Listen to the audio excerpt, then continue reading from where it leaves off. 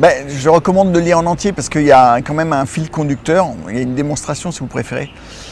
Mais on peut aussi piocher, ça dépend de votre niveau d'éveil par rapport à ça.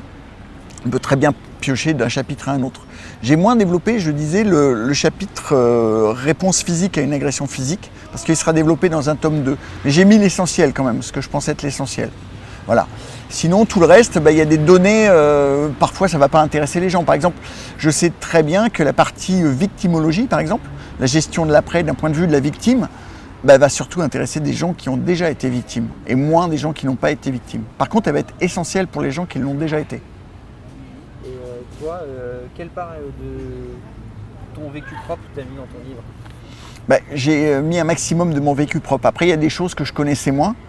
Donc je suis allé chercher des informations, je suis allé me former, j'ai fait aussi des formations en criminaux qui m'ont apporté beaucoup de billes. Par exemple, il y a tout un chapitre sur les violeurs qui est intéressant, que moi j'ai appris en prenant des cours, mais j'ai pu rapprocher avec du vécu. C'est-à-dire que en tant que policier, j'ai déjà eu des gens qui ont été victimes qui ont subi des femmes, qui ont subi des viols, et j'ai pu consulter aussi beaucoup de rapports de police.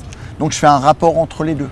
J'ai essayé à chaque fois d'amener pas mal d'anecdotes. Donc c'est des encarts grisés où il y a des anecdotes qui sont tirées de mon vécu, de témoignages, de choses que j'ai vues, de choses que j'ai vécues. J'essaie à chaque fois d'imager pour que les gens puissent l'approprier et surtout mettre dans un contexte réaliste.